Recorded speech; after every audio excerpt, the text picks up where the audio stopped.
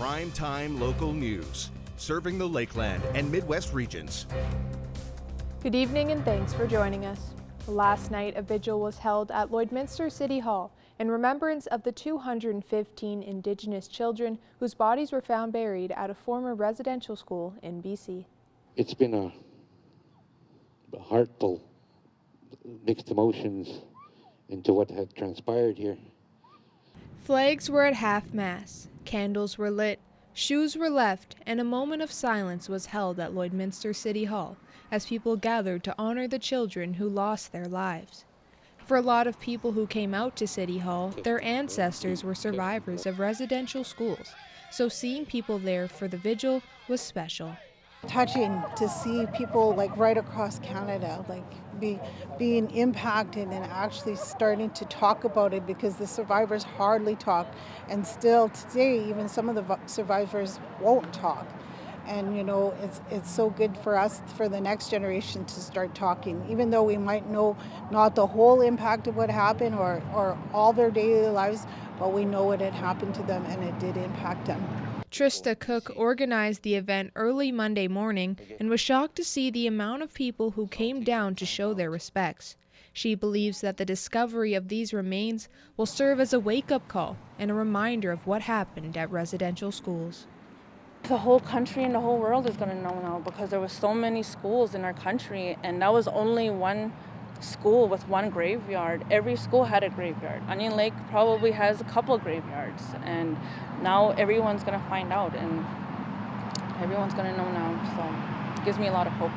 Leon Whitstone, a counselor in Onion Lake Cree Nation, wants this to be a time where more people are educated on the treatment of Indigenous people, not only in the past, but in the present. You can't erase what happened to our First Nations people in the past. But what we could do is promote a better future for all our First Nations people.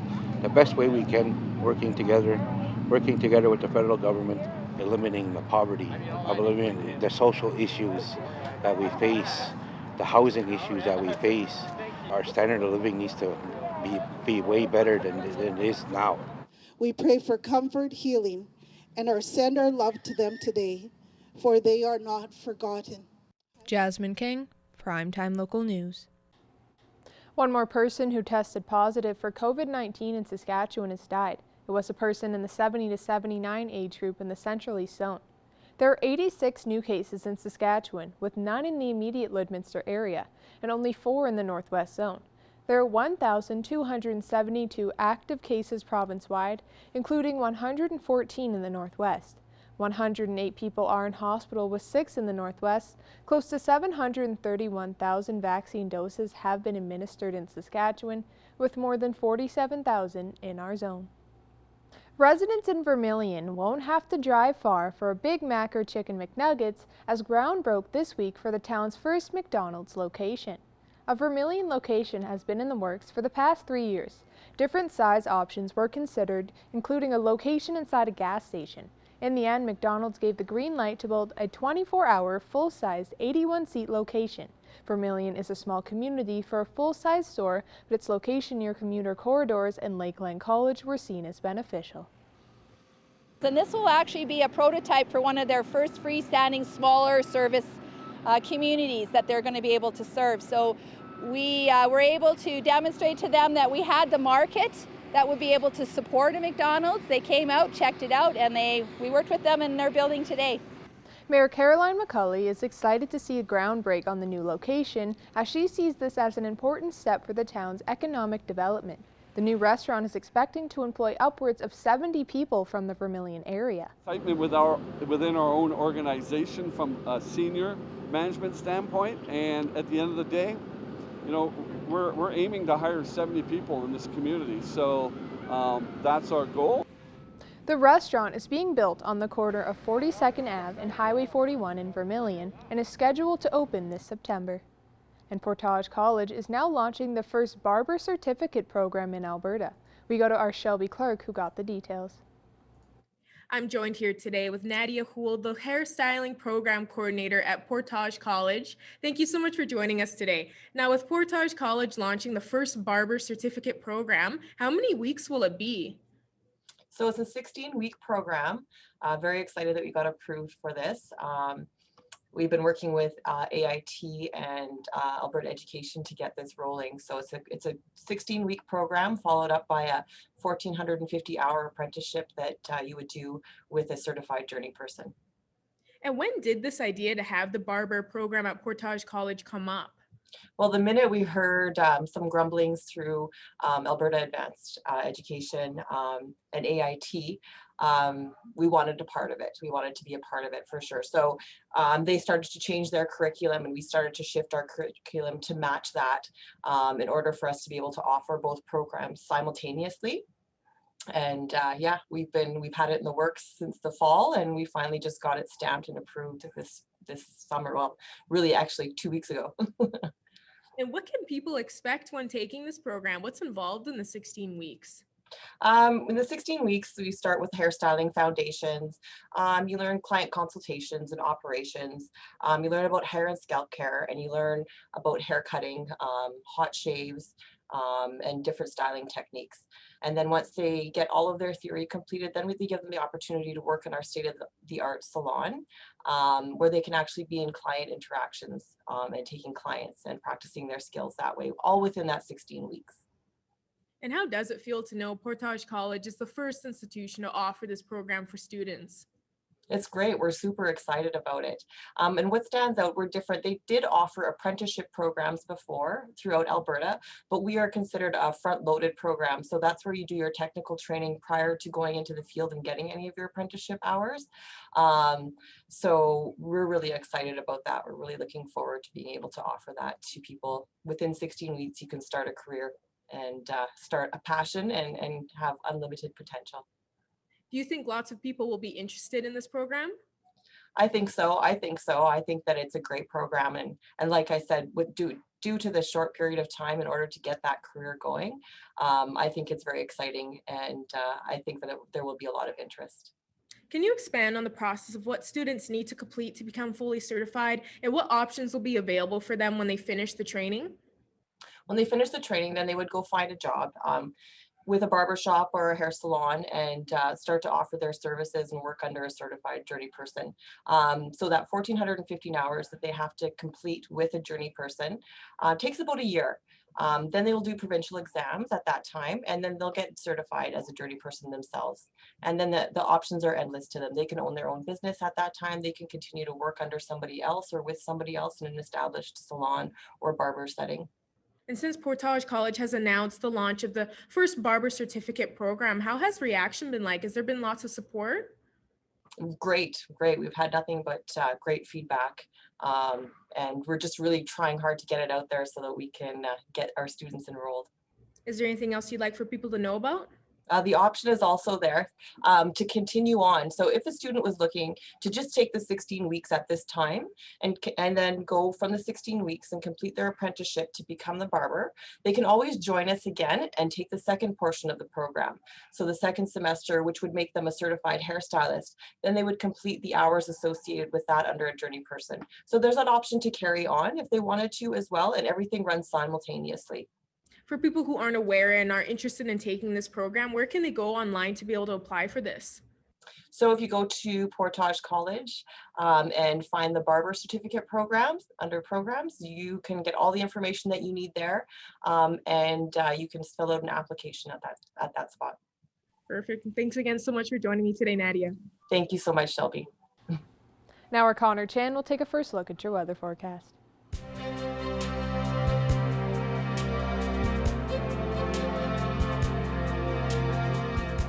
All right, thanks very much, Jasmine. Definitely a warm day today. We're definitely feeling it. We did feel it a little bit this morning as well, as we are still in a heat warning, as we are going to see temperatures get climbed up to maybe around 29 degrees by at least today. And then tomorrow and Thursday, we're going to see those days get over 30 degrees. So it is going to be very, very warm outside. Make sure you are protecting yourself from the sun with sunscreen, as well as minimize the amount of time out to avoid such things like heat exhaustion. So taking a look right now, winds coming in from the west-southwest at 26 26 kilometers an hour. So there is still that breeze out there, but it's definitely starting to get a little bit humid and hot outside right now. Take a look at 27 degrees in Vermilion, as well as 26 up in Vegreville, St. Paul, Bonnyville, and Cold Lake. So pretty consistent numbers we're seeing throughout our region here. 27 also in North Battleford, as well as 25s we see for St. Walburg and in Meadow Lake as well. Mostly just cloud coverage right now at this point, where we did have a little bit of an overcast today. Taking a look at our satellite radar map, all that heat wave is going to start moving eastbound probably by midweek, as we are expecting temperatures to kind of taper off and get some rain possibly for Saturday. Looking ahead to the school day forecast, what we could see how the temperatures are going to play out for tomorrow. So 8 a.m. will start around that low of 19 degrees, and then 24 degrees by recess, 27 at lunchtime. By the time we hit that 3:30 mark, when school gets out, that's when we're going to see that 30-degree mark kick in. So this is what we're going to see overnight in North Battleford tonight. 11 degrees with a few clouds at that 11-degree mark, going to 33 degrees tomorrow. So lots of cloud coverage there. 13 overnight in Cold Lake, and then 30 degrees tomorrow is the expected daytime high, with a little bit of sun and a few clouds. And then for us here at Lloydminster, 13 overnight and 31 degrees for us as our daytime high for tomorrow. And we'll see that number again for Thursday, and then 26 degrees on Friday. So we're in for a very warm week. The heat warning will probably still be in effect for the next several days, as we are going to see temperatures, of course, exceed 30 degrees. That is a look at your weather for now. We'll have more primetime local news after the break.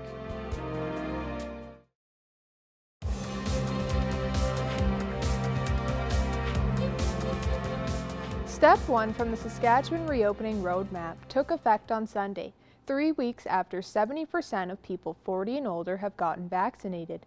Changes will be seen at restaurants, long-term care, and local sports fields. With more on the changes to minor sports, here's Evan Kenny. May 30th brought along Saskatchewan's newest public health orders. To go along with an increase to public and private outdoor gatherings, the government also opened up outdoor sports. It's among the highest priority to reduce the impacts of this pandemic on our youth, on our children, to not only practice in groups of 8 or whatever groups they were ultimately practicing in, but for them to actually have that competitive sports and be able to play. A list of safety measures follows the announcement, including no interprovincial travel, capacity compliance, and the discouragement of shared equipment. Outdoors is better than indoors, and again, a lot of the risk really is pre-game, post-game, carpooling if you're unvaccinated, sharing items back and forth. Actual transmission outdoors during play, the risk is much lower. League play is allowed to resume, but tournament play will be revisited in Step 2 of the plan. So things are moving ahead. They continue to move ahead, but we still do have a ways to go. How this affects the border city? The Meridian Soccer Club will begin games under the Saskatchewan Soccer Association. The Lloydminster Minor Ball Association has already gotten underway, with the U18 Northwest Prairie Pirates playing 2 games on the weekend. While minor football is registered with Football Alberta, Lloydminster's unique position means football will also return to the border city within the month. While the reopening of outdoor sports was moved to Step 1, indoor sports remain in Step 2 once 70% of the population 30 years old and up gets vaccinated. Evan Kenny, Primetime Local Sports. Now our Connor Chan will take another look at your weather forecast.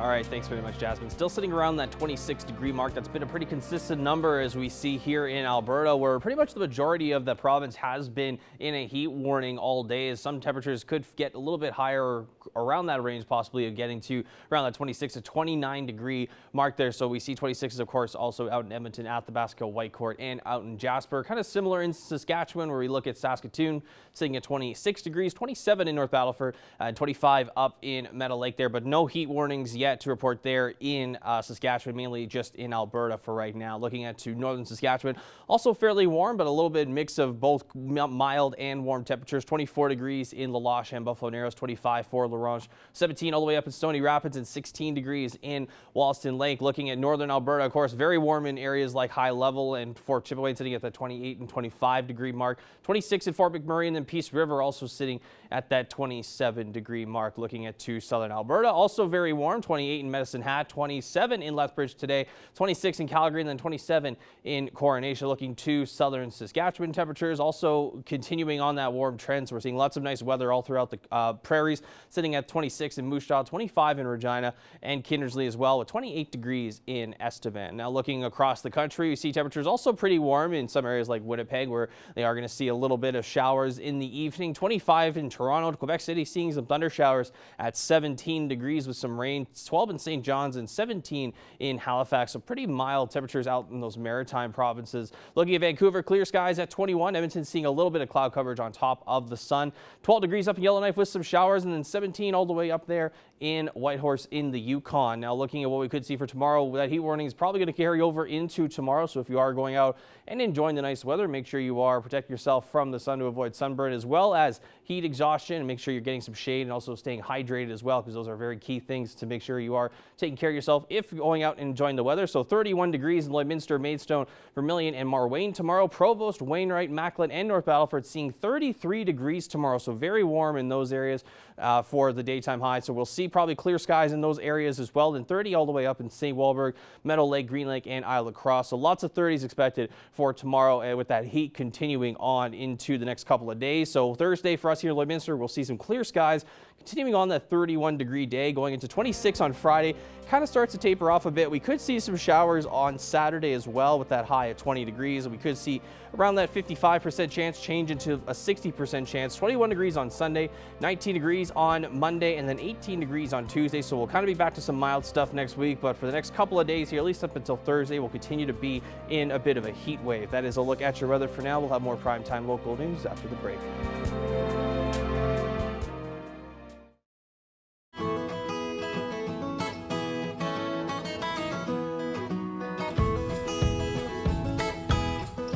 Welcome back to Pet Project, everybody. We're joined once again with Becca Lawrence from the Lloydminster and Community SPCA. How are you doing this week, Becca? I'm doing really good. How are you? We're doing great over here. And who's that I see hiding in the back there, curled up in the corner? Yeah, so, sorry, excuse me. This is Tequila.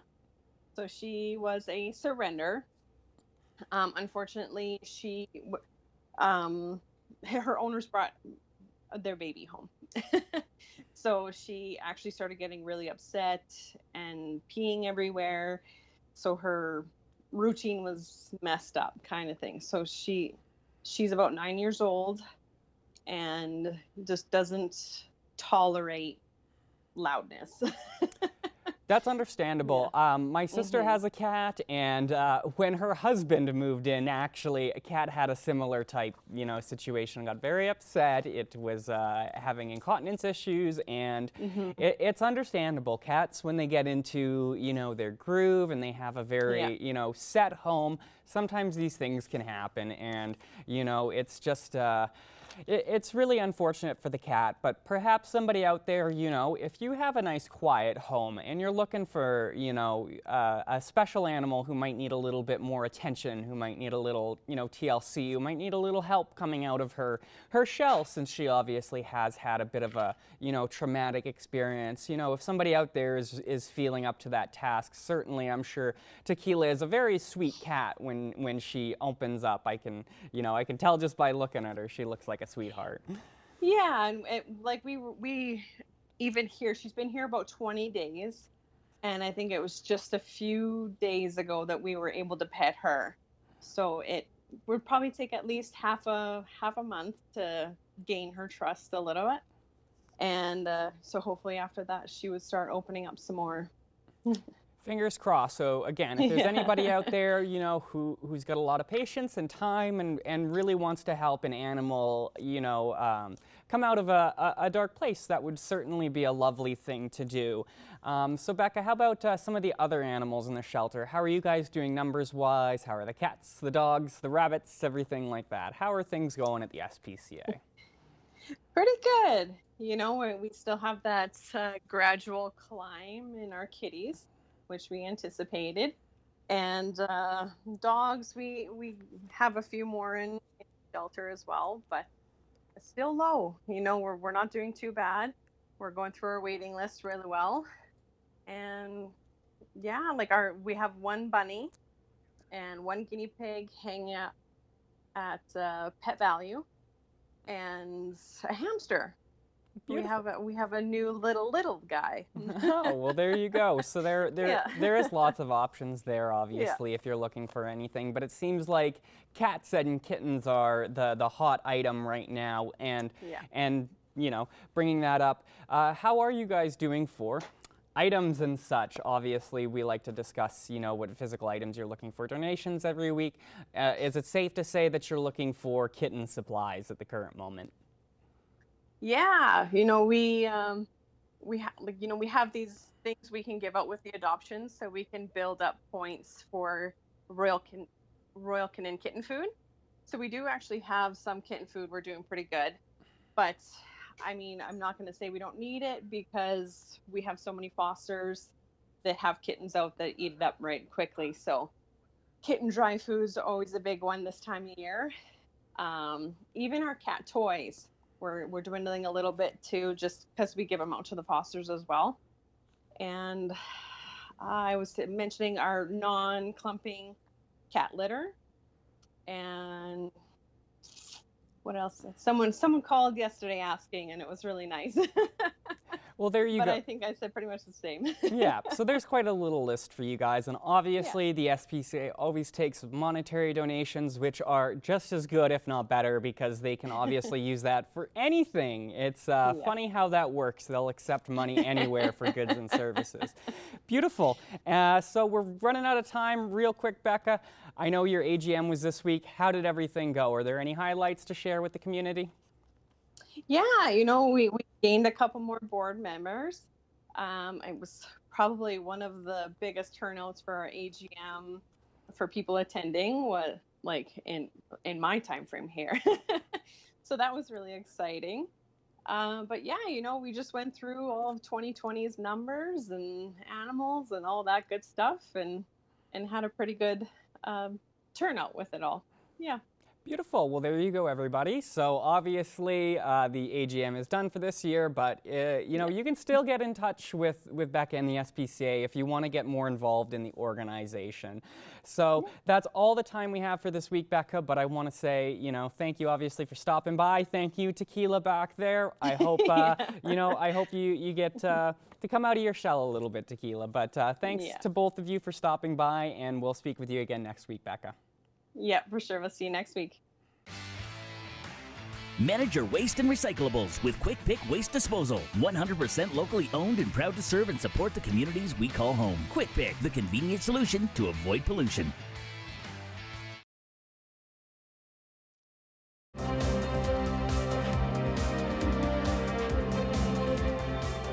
Country artist Chase Rice joins us here today on Primetime Local News. Chase, we're talking today about your new album called The Album, which is divided up into 3 different parts. So talk about what fans can expect from this new record. It's I just wanted it to be each song have its own time to shine. You know, people aren't listening for the most part. People aren't listening to 25, 30 songs or even people aren't, for the most part, people don't listen to 13 songs in a row like they used to. They're shuffling songs. They're listen to whatever's on playlists. So I wanted each song to have its time. So that's why I put 7 on the first, 4 on the second, 4 on the third. And the third is going to be the completion. You know, it starts with a song called The Nights that I love. It's personal. It's real. Then it has a song called Bedroom, which is just about tour. And I wrote that one actually tour and coming home.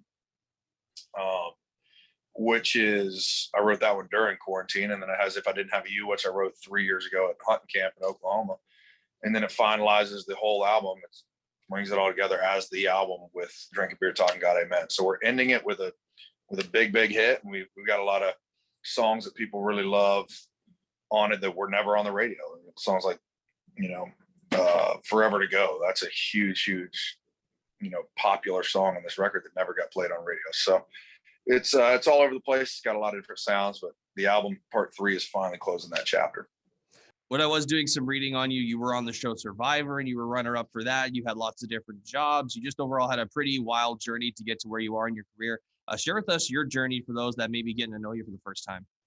I mean, it was a crazy ride that I've had the last 11 years, I guess now, but it was college football. Then I went from college football to NASCAR to work in pit crew. And then during pit crew, I got a call to be on Survivor, went and did that. And the reason I did that was it was an easy way for me to get out of the NASCAR job because it was an amazing job. But that was when I was writing songs. I really wanted to move to Nashville and be a songwriter and do it seriously and hone in on that craft and become good at it and then hopefully become great at it. And Survivor was that segue. It was perfect. And I went on as a NASCAR guy because I didn't want to be that guy that goes on TV as a country music singer when you're not, first of all, not a country music singer. I hadn't earned that right yet. And so I went on as a NASCAR guy and didn't really talk about it much because I just wanted that to be the opportunity that got me enough money and got me out of my old job to move into Nashville. So it was a cool experience. Once in a lifetime for me. They've asked me back twice. So I was like, no, I'm focused on music. That's what I want to do. And so that was a perfect way for me to get into Nashville. Talking with other artists, they seem to be on a writing spree when it comes to all the downtime they've got from the pandemic. So what's something that you took away about not only your music, but also about yourself during that time? Yeah, I took the time off first. I took, 8 months off to live life. I wanted to, and I didn't know that I needed that, but I took time off, met, became friends with a lot of other people, had a crew that we hung out with, became friends with families. We'd have family dinners, we'd have fires, we'd have parties. So I took the time to finally be home, live life. And what I realized from that was that turned into me finally have something to write about, as opposed to just trying to write a song. I'm over trying to write songs and just trying to do whatever's popular. I want to write the songs of my life that shows my life and how I live it. And that's the start of that is this record, part 3. And that's really the beginning of that new way of me writing songs now. But really Drinking Beer Talking God Amen was the beginning of, and part 3 is the beginning of this new chapter of the way I'm writing songs. So it's going to go from that into, which is huge. We're going to end the album with a massive moment. And then that's going to segue right into the songs that I really lived in Tennessee. I finally lived these songs. I finally lived them at home, and just wrote about it. I got a dog now. There's going to be a song about a dog on my next record. There's going to be songs about life. There's going to be songs about real moments that I've had. So I'm excited to close the album as a chapter, close it strong with part 3. And then that's going to be a perfect segue into whatever's coming next. Now, of course, you are going out on the road with Kane Brown on his NBA Arena tour. So talk about the excitement to go out and do live shows again. Yeah, it couldn't be more perfect timing because we're going to be allowed to have the time during the end of 2021 to have our headlining tour in the fall. And by the time we get to Kane in January, we'll be rolling. It's our show will be dialed in. We'll be dialed in as a band. And then we'll start with Kane in front of, 20 plus thousand people a night. We get to play the Garden up in Boston. We get to play Madison Square Garden in New York City, like some legendary places with a lot of history. So I'm glad Kane asked me to do it. We've known each other a long time. And I have no doubt it's going to be one of the coolest moments of my entire career so far. Chase, I really appreciate your time. Thank you very much for joining us. Chase's new album called The Album is out now on all major music platforms to have a listen or to purchase. Chase, thanks so much, man. Appreciate it. Thanks, Connor. Thank you for joining us on Primetime Local News. Have a great rest of your night.